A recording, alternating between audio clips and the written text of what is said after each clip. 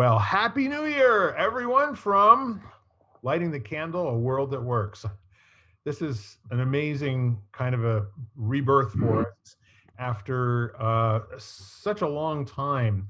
It's been, this is in fact episode 90. I was misspoken the last time, but quite frankly, it really doesn't matter because once you get above 3 or 4, it's like 1, 2, 3, many. And what are we doing on Lighting the Candle, A World That Works? We are speaking empowerment into existence. And there's a good friend of mine who says frequently that language is the most important thing in the world. Without language, there is nothing. And with that said, words mean something very, very powerful, and context is everything. So as we're kind of taking the English language and some other languages from time to time and dissecting them and really kind of talking about what they feel like, look like, smell like, all of the 7 senses, we're really kind of painting a picture for you at home to be able to visualize in the moment how great your life is. And we were just talking before we started the recording, and it's kind of a very powerful thing to realize and then to take responsibility for. The quality of your life is equivalent to the quality of the language that comes out of your mouth. And it literally is speaking worlds into existence. And we're going to talk some more about that. And I think as we go along, we may, allude to some experiences that we've had over the last 90 episodes. But I think the first thing that I'd like to just toss out there is to welcome 2 of my 4 original cast, and that would be Lisa Sheehan, who is a remarkable human being that I am just so grateful to know and have this wonderful, marvelous relationship with. And then also Mr. Ken Caputo, that we just never stop growing together. We just have the most amazing time. And then last of all, I'm Bill Carell. I am the chief bull goose loony in charge of calling these meetings and making sure people show up for them. So the main thing today that we're going to kick off is, how is it that we have this temporality metaphor of a year aging like, Father Time? And at the end of the year, it's always an old man. At the beginning of the year, it's always a new baby. And I think this last year, I think the old man at the end of the year was on crutches or in a wheelchair and had, some patches over his eyes and then probably had some new muscles that he built up, that weren't there, in a normal year. But that said, I'm kind of interested in the whole notion of there's an age to the 12 months of the year with regard to each time we get to a new 12th month, the 13th month, it's a brand new rebirth. It's like the phoenix rising from the ashes. Any thoughts? That was a whole bunch right there. I do that. Well, the cycles apply to your lifetime. I mean, the spring of your life, the summer of your life, the fall of your life, the winter of your life. So it's always an aging process. But there's also other qualities attached to each season. This is the season of going inward in darkness and gaining of the light. So, but I also was thinking or laughing because, and I might have said it before, I heard an announcer on the radio say that they're going to just tiptoe into this new year because it's such a, so all I could picture was somebody carrying baby New Year. Riding in the trunk, right? Here, don't tell anybody you're in the trunk. Don't wake the baby. Going into the drive-in on Saturday night. Yeah, we're 5 kids in the trunk. Right. So those are my thoughts that hit my mind immediately. If we're careful and very, very quiet, we will not notice that we brought the baby. Exactly. So Ken, this just plays right into your wheelhouse with the whole circular quest thing, and how we have this helix, and we literally do have a helix with the sun's path around the Earth's path around the sun. I was going back a few hundred years, when we used to have the sun go around the earth. But now new things have gotten spoken into existence, and now we say that the earth goes around the sun. Yeah, it's it's it's interesting how uh, personally the new year, like the significance of it has evolved. From my own perspective, it's really now it's kind of nothing special. It's a time of contemplation. But I found myself like on January 1st, I don't think I did anything different than I would do any other day. It's just there are just habits. I this philosophy I've been living for the last decade, especially of just having these habits that are just part and parcel of who I am, and it's like practicing in advance for whatever may come up. So every day is just another day, but then at the same time there's that rhythm that Lisa was talking about, that significance to, looking at the seasons of our life. And winter time is when you kind of rest, you reflect, you contemplate, and and think about preparing for spring, and investing more energy, that kind of thing. So it's this kind of paradoxical relationship with it now, where it's not a big deal, and then at the same time it is, you know so. And it's but what I wonder about, what I'm curious about, is the need to create an too much of a sense of significance in it, where for a lot of people it's like, oh, thank God I made it to some new starting point, and now I'm going to resolve myself to do all of these things. And then that's, you talk about it all the time, you see it in the fitness industry. By the end of January, everybody's tailing off, you know and I think it's an expectation and an attachment to the feeling of having not done enough, and then needing to overcompensate on some level at this time where you have contemplation and reflection. So I'm meandering my way through it, but I guess the question I'm asking is, would we be better served to congratulate ourselves on where we are, have compassion if it's not as much as we would have chosen to have, and then reflect on the small course corrections we can make to keep moving up what I've been dancing with lately, which is the idea of a life spiral, you know? So, and I wonder where, I know for me, there have been years in my life, whether you reflect on the new year or birthday or whatever, where it feels very circular. I ended up the same place I started. It doesn't feel like I made any progress, and that, I think we've all had that feeling. So, so if you're thinking, well, you're always kind of circling through your life in a rhythm, but are you able to elevate yourself from one day to the next, so that in the end you have this kind of an upward spiraling, metaphor to it? So there's my random thoughts on it. It's like popcorn going off over here. The whole notion of always being in the middle of something is perfect for some people and absolutely hell for others. There are those people. It's like I always used to describe being a small business person, that every day's Wednesday. When you work 7 days a week and the phone rings and you answer it because you're in the service industry, and people are typically calling you on holidays and weekends, not because they want to see how your life's going. More often than not, the phone is ringing because something in their life isn't going well at all. And there's this opportunity to step up and make something happen. So that's always being in the middle of something. And so therefore, when other people were on vacation and other people were, in different parts of the world enjoying skiing, or I don't know, rowboating down some iridescent lake or something in Puerto Rico, that sort of thing. And they call me up and say, hey, I can't reach my server from down here. What's going on? So Right. in the middle. And I discovered a long time ago, probably after doing that for 6 or 7 years and always feeling like I was this much fuse left. When I started with a 25-foot long fuse, I was always at the end of that.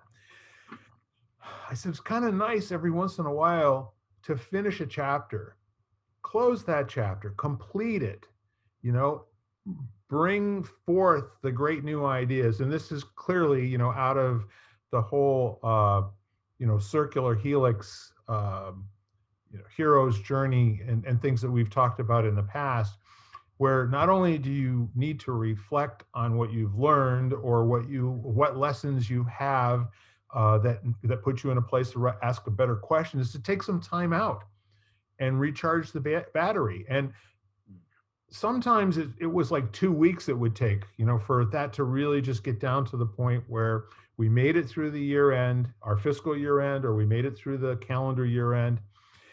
And now it's like we've got to clean up the mess. We have to go and see what things were left undone, complete those things.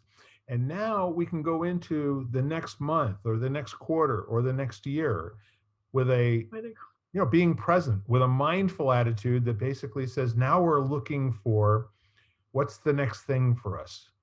What is the next major thing for us? We had last year's major thing and we either got that done or we didn't. But since we learned something from that, now we have this opportunity to change direction, maybe, get onto a little bit different sort of conversation.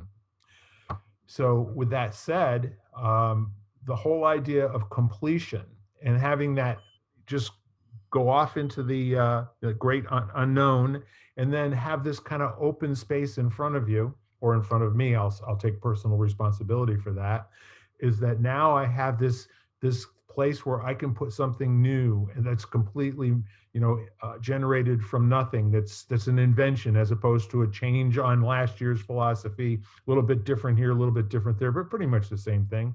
Now we could actually just take this whole clean space and put something brand new and a brand new idea there and see what it looks like. Yeah, I find it interesting just as you're talking. It's this. I wonder if what I'm kind of dancing with is the idea of how balanced our responses are to these certain times and rhythms. Like I was talking about, I'm thinking about business. There's a report, I don't know, it was a few years ago, and it was just talking about a lot of bankruptcies in business occur directly following a record year. So, so they have one of their best years, they make more money, and then they end up, kind of disproportionately reacting to that. They stretch themselves too thin or whatever it is, and then it ends up collapsing. So, and Jim Collins in Good to Great, he talks about the idea of the 20-mile march. And, and that was based on the two South Pole expeditions from the early 1900s. One group, they would march really far in good weather, and then they would hunker down in bad weather, and they died. They never made it to the North Pole. The other group, they disciplined themselves to try to march 20 miles a day, every day, no matter what, and they would stop early. If it was good weather, they would push through, and they made it. They actually beat all of and there was preparation and all these other things. But I guess that's what I wonder about, the value of recognizing where you are, thinking about this time of renewal, and doing it in a way where, like my mentor used to say, rhythm and balance predict success, frequency makes the master. And, so how consistent are you in those small little habits that build over time and accumulate, and really become a reflection of every moment of your life, So yeah. So it's, I guess it's just, what's the relationship to these significant moments, whether it's a new year or a holiday or just some personal anniversary or event or whatever, Lisa, do you have anything before I jump in? Well, it's just because I was watching an interview with Brene Brown, and she was talking how people that have goals, it's great about reaching the goal, but the ones that continue to be successful are the ones that mark the adventure as the success. So the whole path as part of reaching the goal, instead of just celebrating the goal and applying that feeling, that emotion of success to the next journey. So I think if you pile all your celebration into the final outcome. And I think that speaks to your point, Ken, of people, the businesses going, belly up right after they have a successful year, because they based all their, they put all their good coins into that one basket, and without using it to move forward, that it was just like an end instead of a new beginning, which is like the new year. Exactly. Well, it is and it isn't, but there's so many volumes of wisdom in what you just said, Lisa. And I want to address the first one. The first one is the people that are not looking for a record year every year are looking for a record learning opportunity every year. And this is a business that's committed to mastery and continuously improving, which is quite different than somebody who has a sales goal. And once they hit that sales goal, it could actually be something that's completely unrelated to any of their own efforts. And we've seen that over and over again. Watch how the stock market goes up. Watch how the stock market comes down. Everybody is a great investor when the stock market's going up 20 to 30% a year, right? I mean, it's amazing how many geniuses are created, in a bull market. But the bear market, the people that are still continuing to make money and make moves with money because they have a zest for whatever it is. I am looking in both directions all the time, and I'm not committed to a particular outcome at the expense of everything else. And oh, by the way, when it is a record year, I'm going to be saving like a freaking squirrel for a really, really bad winter. And I can remember during the 2000s, 2003 to 2007 or so, the run up in real estate. And I had 4 or 5 really good realtor friends. And one of them was from Canada, and he was a Mensa. I mean, he always was a wonderful guy to have a conversation with. And at the same time, very level-headed. He actually was a programmer that worked for IBM before he came to Florida, got into the real estate market down there. And he made approximately $200,000 a year in 2006 and 2007. And he lived off of $40,000 a year, and he banked the rest of it. And then I had another friend who grew over 5 years, and he started out as a solopreneur realtor working in another brokerage. And then he opened a brokerage of his own in 2004. And then he hired 40 or 50 people. He made $1 million a year and banked none of it. So one of them came out of, the recession and the downturn in 2008, 2009, and was good. As a matter of fact, he was positioned so that he could go anywhere. He could buy a brand new house that was twice the size of the one that he had bought in 2003.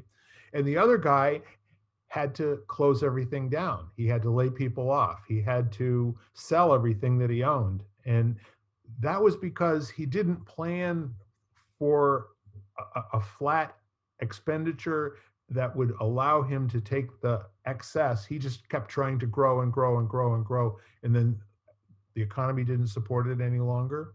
There was no one renting homes. There was no one buying homes. And we went from a 13,000 stock market down to 9,000, almost a 50% reduction.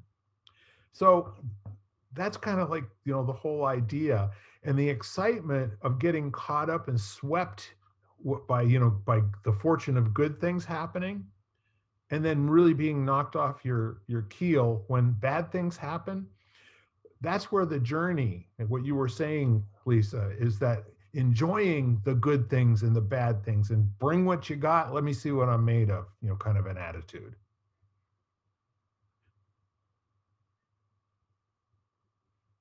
That was a great pause. I love that pause. It's the best one we've had in months. It's good. Leaves a little space to process. We just completed that thought. What's the next thought?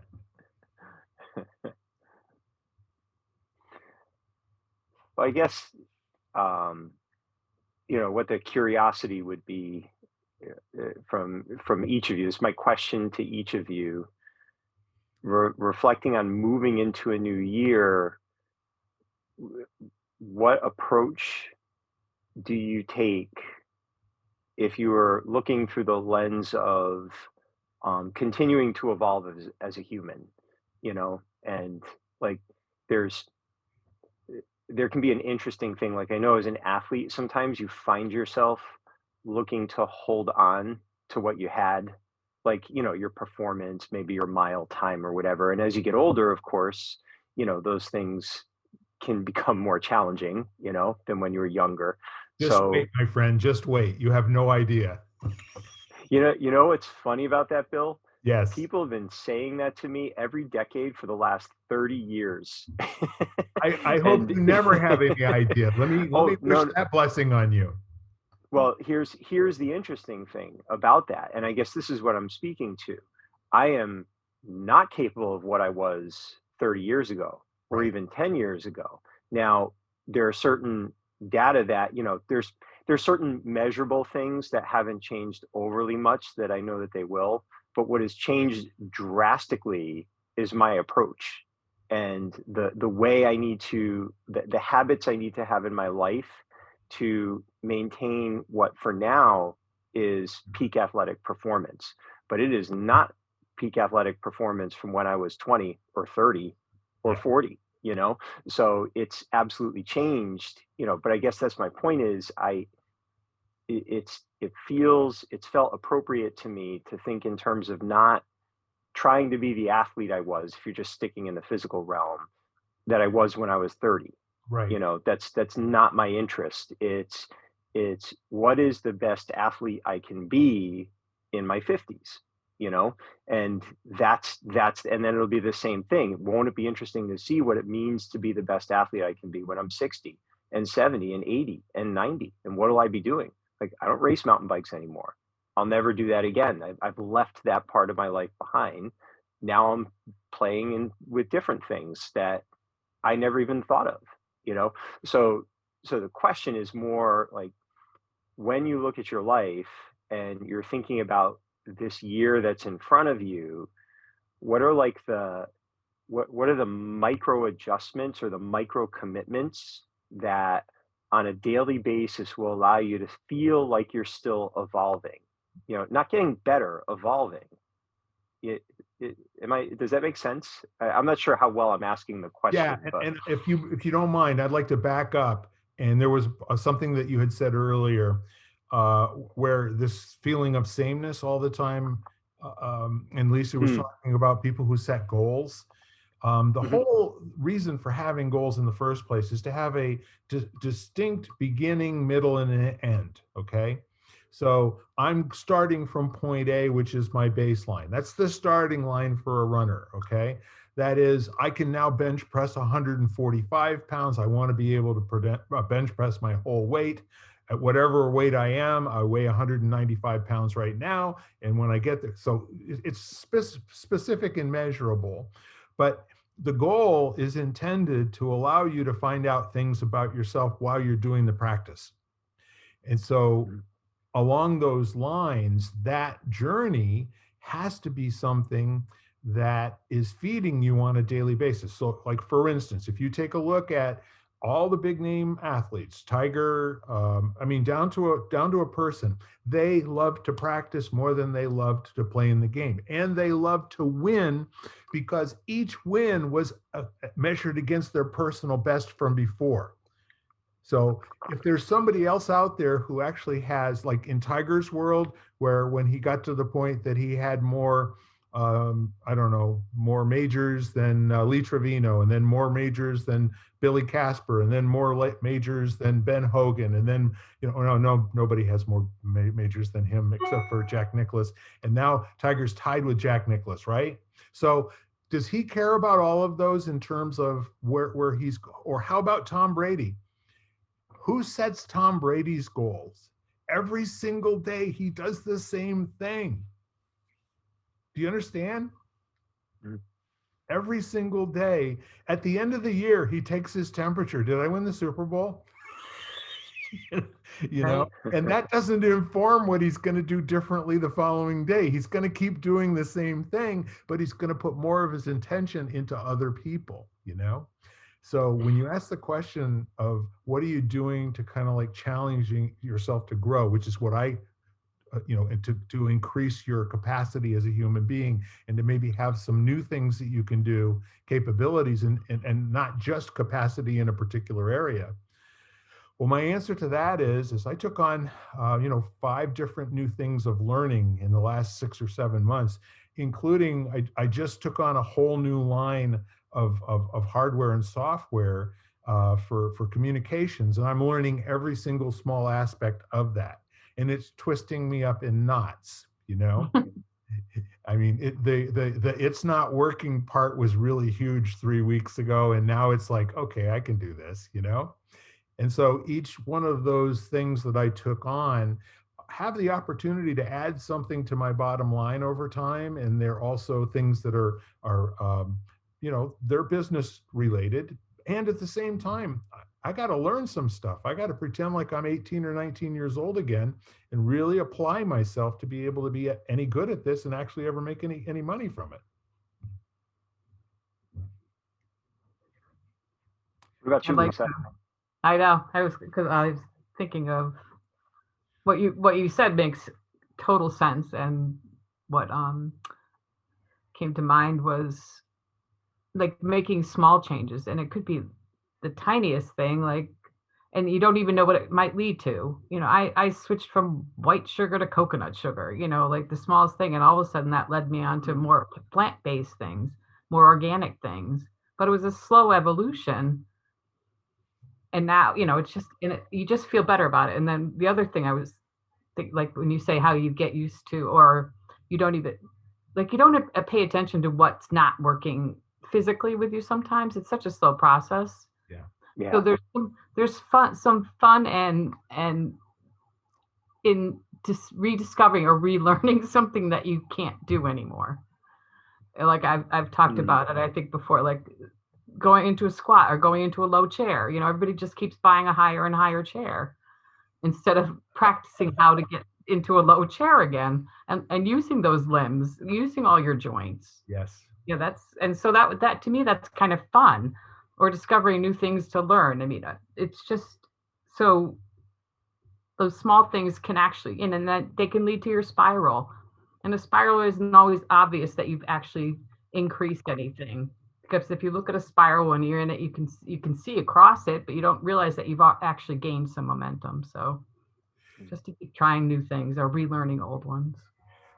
So there's really kind of a neat thing in the conversation that's going on here. I want to presence it for a moment, and that is people's quest for happiness. Like if you took the major goal for most people out there, and you ask them how they're doing today, they're going to complain. And I'm going to tell you how miserable this is and how bad COVID is. And, and I'm not making as much money because of this, and this. But not one of them is saying, I'm a happy boy, I can't wait. I am failing miserably and loving it. This isn't what you normally hear out of people. It's a guy on a subway that you want to stand a little bit further away from in most cases. But the point is this, that if people, and you folks at home that are listening to you, this is, my gift to you for the new year. Happiness starts with the next thing you say. Happiness is all about your willingness to not constantly be looking for evidence that there's something wrong. And I'll give you a good example of that. I gave a short 2.5-minute movie to my nephew to take a look at. And he came back with, probably a 500-word essay of all the research that he did about how this was a scam. Well, it actually isn't a scam. And at the same time, he brought a lot of value to the table in his mind in the research.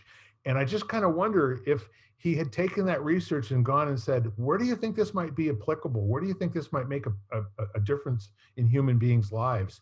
Where do you think this might save lives? Using that mentality of trying to find out what's missing. And, because we're in a skeptical age right now. Had a long conversation with a dear friend yesterday, and we're talking about the news. And we both decided it's dead. There's no such thing anymore.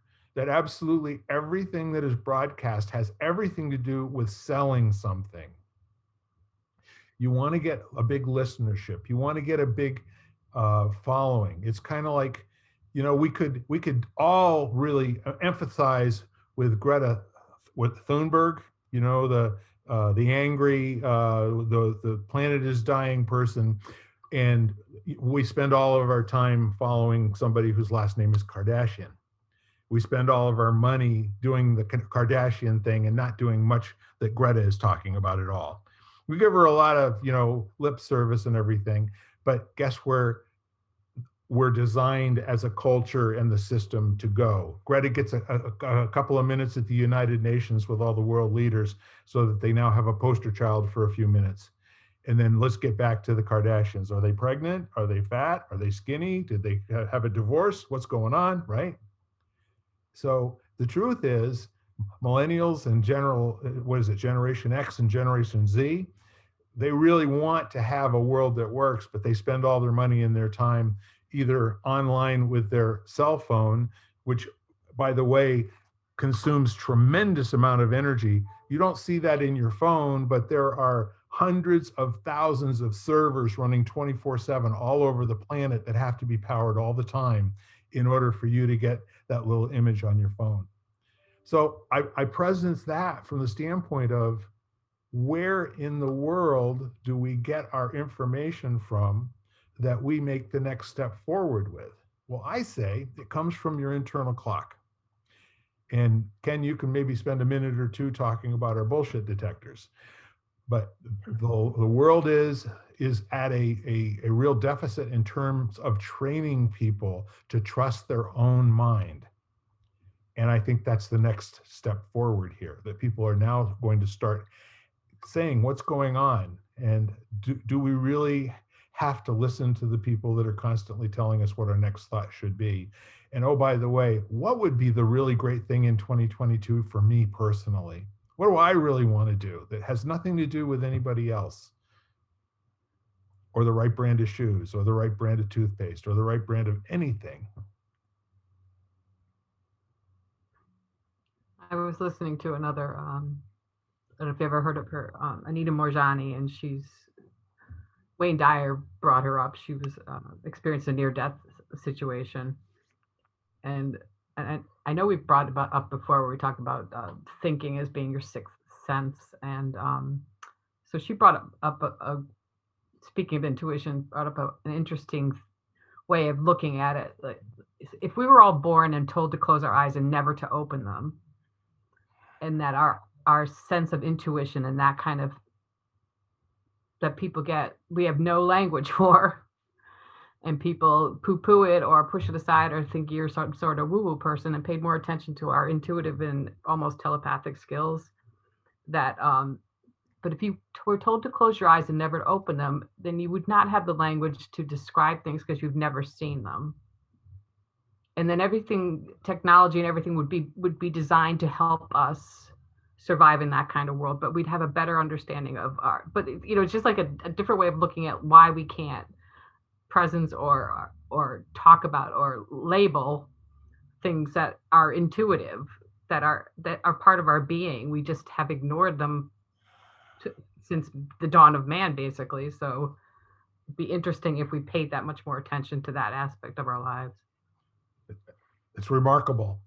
And you do realize that we're always under siege in terms of language domination, that there is a move afoot at all times to try to control the thinking direction of millions and billions of people by changing the language, what it means. By changing the language, the boundaries on it, what can be said, what cannot be said. And the idea of, if we were told to keep our eyes closed, that there's something that comes out of that where some other sense gets more muscle, it gets stronger, it now takes up the slack, it kind of fills in the blanks. I think a lot of that is happening for people. I think there are a lot of people who are basically saying, I think maybe our old language in many areas is just used up. if it's confusing and if it has more than one meaning in any conversation and it doesn't seem to be context sensitive any longer, perhaps it's time to just step aside from those conversations and move into something where we can find agreement and where there's a place for us to start together and define terms that work for both of us and give us this opportunity to grow together and to create a world that works. I was also, I stumbled upon an old Buddhist practice. I don't know, Ken, if you've ever heard it, because it's pronounced Huao To, but when you look at it, it could be how to. Nice. Yeah, I'm not familiar with that one. It's translated to word head, or the source of the spoken word, and how to never to, like we've always talked about, to being curious about not accepting the common definition of it, looking beyond that, looking beyond the spoken word and then go into your intuition and belief, and not even your belief, but to ignore your beliefs even and question those, just like we've talked about before too, the intense curiosity of why do I believe this, and where did it come from, and then just excuse it completely. It's remarkable. You know that who was it? I think it was Mark Twain who said it's absolutely impossible. Oh, you can fool people, but you can't ever convince them that they've been fooled. And the fact of the matter is that you and I and most of the other folks have to trust at some point their wiring and their programming. And when something is not making sense, or if something is not jiving, at some point, the winner is the one who says it most frequently and with the most conviction, in the face of having so much evidence that there's no truth to it whatsoever. And I think this is one of those things where the thinking person, as you said, can drop back and drop out of the conversation, maybe observe, maybe be inquisitive and see if there's something to be learned in the instance. However, make a decision very quickly on if it's a waste of your time, and if it's just a cotton candy conversation, or if there's clearly something going on here that's not good for children and other living things. And if that's the case, you can get back to talking about what your resolutions for 2022 are. Do you have any, Ken or Lisa? Oh, New Year's resolutions?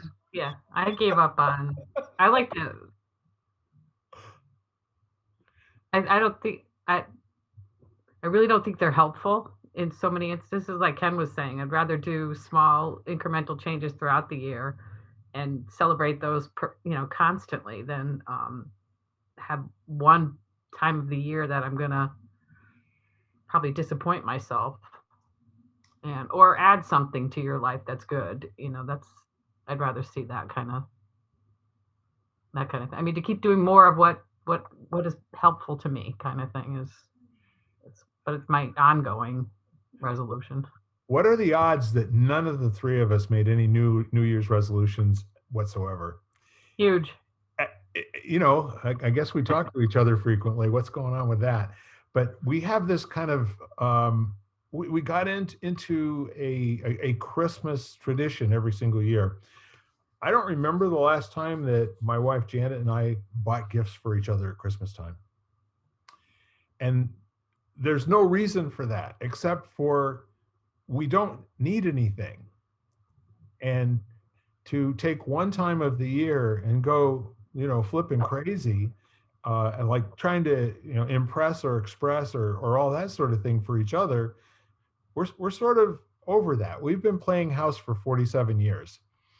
And at some point, we just kind of evolved into, if we see something that we think there's some mutual satisfaction with during the course of the year, or something we want to do for ourselves pretty much any time, we might even just share it out loud. I think I'm going to get a new pair of shoes, or I think I'm going to go do this, or I think I'm going to go do that. And what the other one says is kind of like our right, left, and straight game. The other one says, yeah, that's a good idea. Why don't you do that? you know? And so, Say it's for me. yeah, it's almost like when you live alone, you know, there's nobody else to check in with to see whether there's any merit to your idea of what you're going to do next. Until you have some trusted friends that you can bring into the circle, and then sometimes you can actually go out and on a limb and share something that's quite meaningful to you, or something that you feel a little sheepish telling people about. But Lisa infected me with the growing things deal. She had Corny, which I fell in love with Corny, and I have lamented his demise, and I'm assuming that he's really not made it through the last 2 or 3 weeks with the freaking weather. He is not. He is not. He's in the great cornfield in the sky. And as a result of that, I now have basil, and basil is my basil plant, and basil is actually doing pretty well. I'm using a technique of feeding basil water, through the base of the pot, as opposed to pouring it in from the top. Yeah. However, when basil goes away, I'm going to have Fluffy. I've decided the name of my next basil plant. Lisa gave me this wonderful gift of a vase that has some medium, and then you put the seeds in it, and then it grows these beautiful, beautiful basil plants. And it looks to me like I went online to see what it looks like when it's full grown. And there's also a little picture there. So I'm going to call it Fluffy, because it just looks like it's going to be like beautiful and large and great. And I'll always have something to remind me of you every single day. That's excellent. It's great.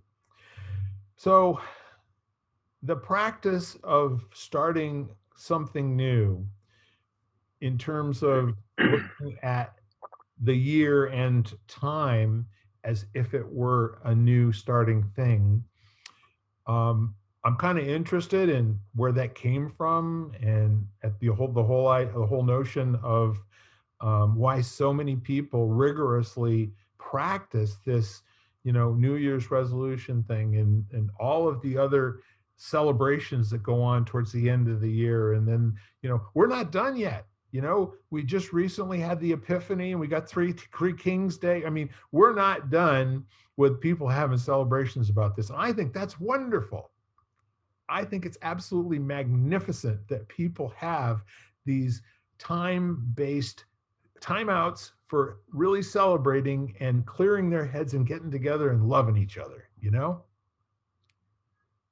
I don't think people do it enough on their own, so it's good things to have reminders. But also, all I could think of was like when man first began, and the days were getting shorter and shorter. There was like less and less light, and then all of a sudden it started, and then they go, "We're not going to die. Let's do something. We have to do something new, different next year." That's fun. Well, and isn't it cool as a community if you have some kind of a focal point or an agreement? Like I remember when we would do a lot with the martial arts school around the Chinese New Year. We built some programs to kind of, it was just a fun thing to play with, and and the school teachers all liked it. But one of the things I ran across was in China, and I don't know if this still holds true, but the death rate would drop significantly in the weeks leading up to the celebration of the new year. And then it would course correct afterwards. Like the death rate would go up significantly. And it was just something that people were willing to hold on for. It was kind of like there was another study about, more heart attacks happen at 9 a.m. on Monday mornings because people would really rather die than go back to work, and and less people die on the weekends.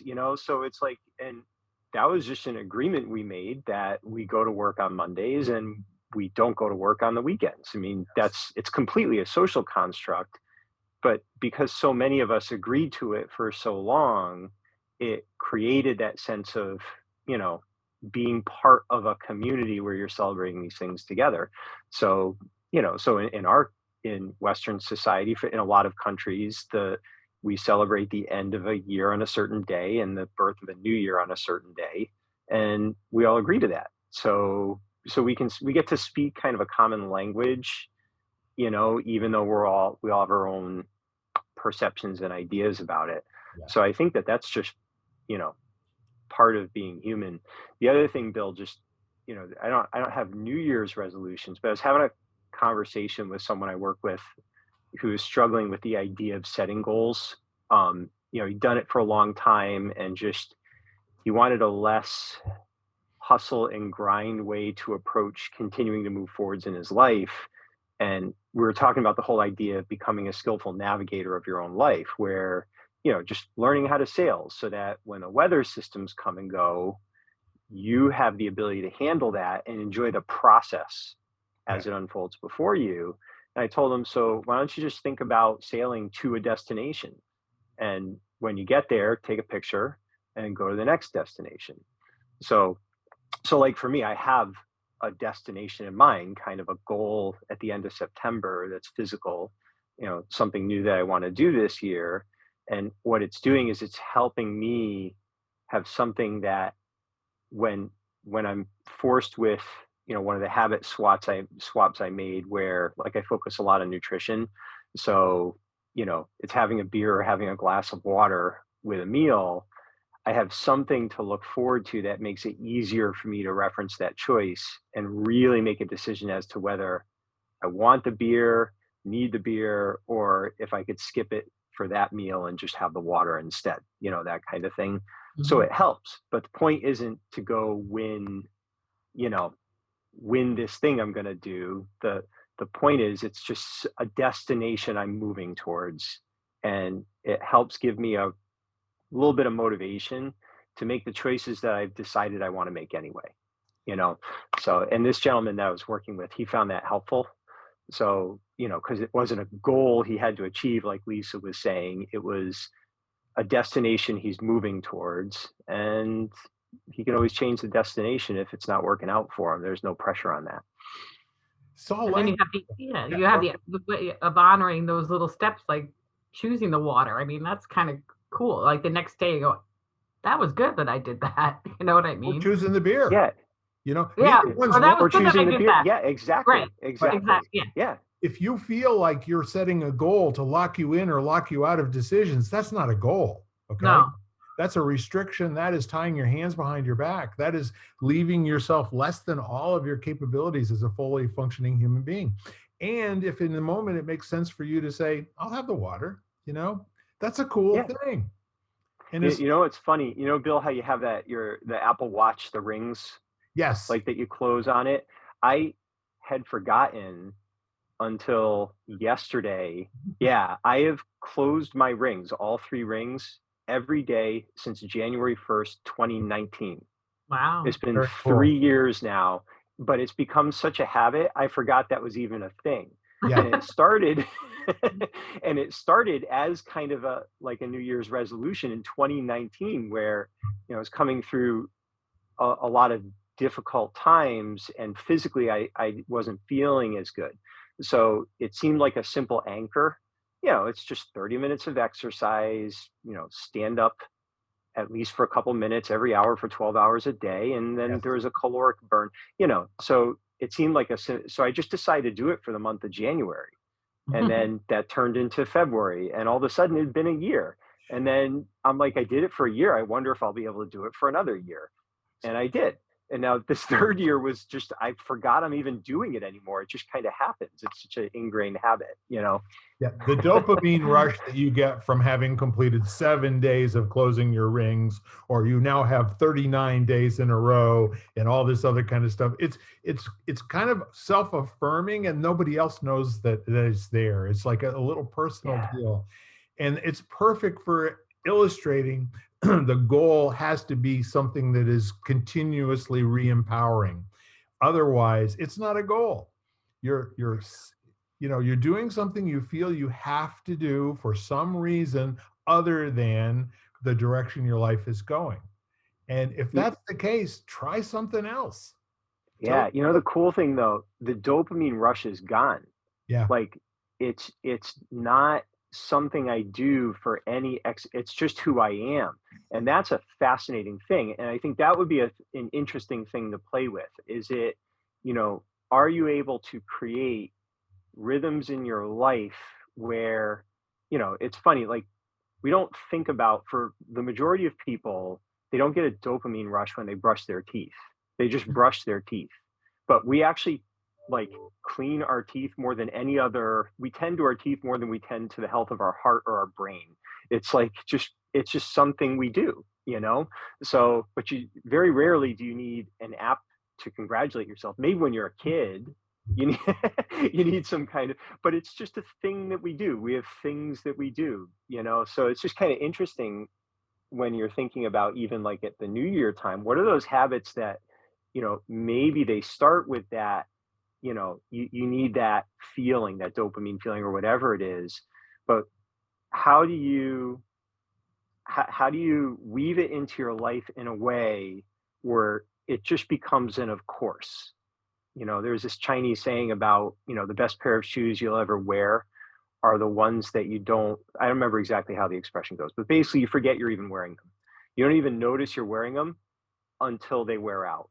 And you know, it's kind of like a loved one who they've just been such a part of your life. And then, you know, when they pass on, you recognize their value in new ways because of the hole that's been created, you know, that kind of thing. Holy So anthropomorphizing, yeah. man. When your shoes pass on, you know. Yeah. I love it. But don't we Yeah, you have know, that it's just kind of funny, relationship you know.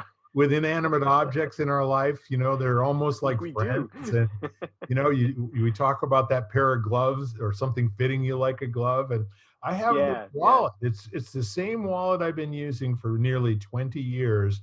And it folds open and it's got places for everything. And it's got a little zipper thingy. And now they don't make the damn thing anymore. I mean, I'm out in the world trying to find something to replace it. And I have Mm, one more because I usually bought these things four at a time. And so I never got a heads up that this thing was being discontinued by a company over in Europe. mm. And there's nothing else out there like it. And yes, no, I'm really hanging on, and I'm using the one that where the zipper's broken on it and it's all worn out, and I still have the brand last new one in its little wrapper waiting over there for me someday, but not now.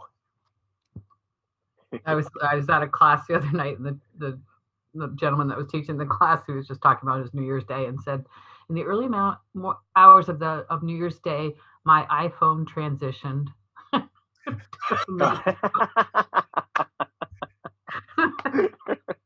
Oh, That's excellent.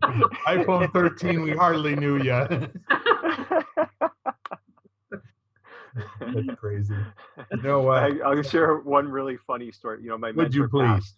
You know, yeah, you know, my mentor passed recently, and his daughter was, you know, going through the house and everything, and just talking about all of. I mean, this is half a century of martial arts training that, you know, and teaching and all that kind of stuff. And she was talking about all the just weird things she was finding. And I said, I guarantee at some point you're going to go into a closet and there are going to be shoe boxes and they're going to be filled with Converse martial arts shoes. Because in the 90s, Converse had made this awesome martial arts shoe and then they stopped. So Oh, all of us that were, especially if we were teaching, we Yeah. all had hoarded them. And just like you're talking about with your wallet, Bill. Yep. So sure enough, she calls me the next day laughing and sends me a picture. And sure enough, there were 4 oh God. boxes of these shoes unopened, Oh you my know, that he had been saving because he knew you couldn't get them anymore. So Are Well, they your so actually, size? I have a pair of them now. I was going to say that. Are they your size? Yeah. that's self-affirming to know that other people have that same behavior. I Oh, yeah. kind of thought I Yeah. was a little Oh yeah. odd. Nope. It's good stuff. So, if it's not a time for resolution, how about a time for just kind of taking a few moments and appreciating and being grateful? That's Hmm. a daily Yeah. practice, like closing your rings for me. And I will typically spend the first, I don't know, 10 minutes or so when I get up in the morning. And it varies. It's usually somewhere between I don't know, 3:45 and 4:45, kind of depending on what's going on. But I take that moment in time and I do this thing on Facebook called Pokes. I don't know if you've ever heard of it, but it's an app that started in 2007 or 2008, and people who were your friends could poke you. It was like a like, except for it didn't go on you. First, the pokes went on your wall where you could actually see it next to the likes and the comments and all that sort of thing. And then Facebook moved it out of there into its own application. And I had people that I was poking in 2008 and 2009, 130, 140 people a day from all over the world. And I would sit there and I would look at the screen and I would say to the woman in the Philippines, I bless you, I bless your family. And then I would poke. And then the next person, I bless you, I bless your family. And I would poke. And so I went through this kind of like on purpose, for all of the people that are my friends that can't be present with me right now. It's a way for me to be in your life and you to be in mine, if only just presencing you for a moment. Kind of similar to when they do the Wreaths Across America and they go out and they decorate all of the fallen soldiers, all of their graves, and they say their name out loud. It's that sort of a thing where you're putting the energy out into the world and creating this awesome little pebble into the water that creates another ripple and another ripple. And I felt like if enough people did something like that every single day, would that actually make a change, to how the world operates, and where would it bring an appreciation and a function to an area where maybe some is lacking? And would it also give people a sense of the power that you have to just wish people a good day, and start the next thought in their mind on a positive step. So that's kind of it for me. Appreciation, gratefulness, thank you. Anything else? Can I add one thing? You're talking about the BS detector. Oh, you want to go back earlier. here now? And, yeah, let's do that. Just something for I'd like to offer for consideration. Someone I'm working with right now on a project, and he was talking about there's our ability, our cognitive ability, and our emotional, context, and our imaginative context, and the fact that these are all human things that are part of the human experience. The challenge is we don't always know which one we're in. So, and he works with a lot of people who will express an opinion or a thought, and they'll say they're using critical thinking. And he says, no, you're not. You're using your imagination. You're not in cognition right now. But just like a kid who says their stomach hurts, they're having a feeling, but they may not know where that's coming from. And they may be confusing that. Maybe it's because they ate the wrong thing. Maybe they're having anxiety. So they're interpreting it without having cultivated enough self-awareness to understand what the signal is sending. So I think one of the things that, would serve us all is to start to recognize, am I really in a cognitive state? Like, for example, latest research is saying that when you have, you get an endorphin kick from confirmation bias, when something you're told or that you read confirms something you already believe, it's about 10 times more powerful than cocaine, more powerful than the likes and the comments on social media, incredibly powerful. So are you having a feeling right now that's chemical and human, or is it actual cognition?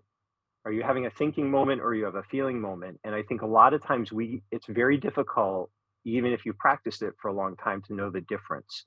So just starting the process of noticing, someone says this and you have a reaction or a response to it, asking yourself just from a curious place, where is this response coming from?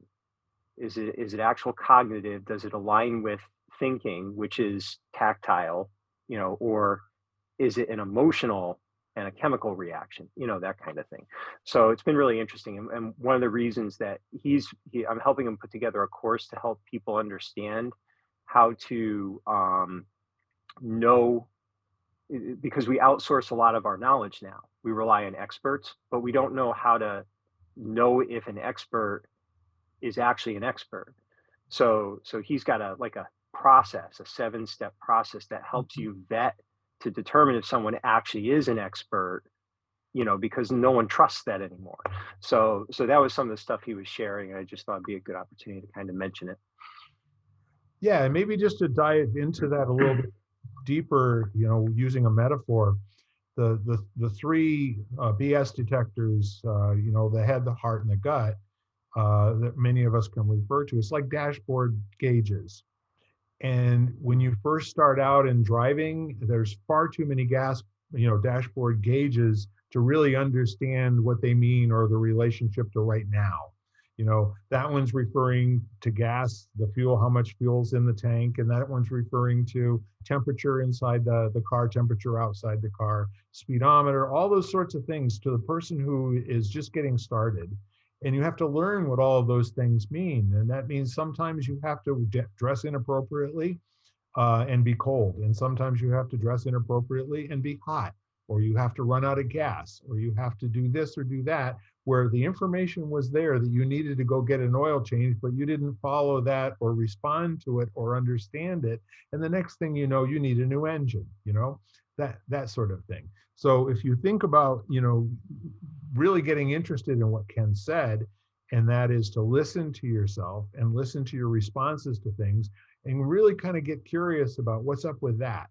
And what is that showing me? And what's my experience telling me that that's showing me? And is that coming from my head, my heart, or my gut? Or am I getting conflicting messages where my head and my heart? Now you're at least looking at two gauges and they seem to be telling you something different than a third gauge. How do you make the decision of where to go with that kind of thing?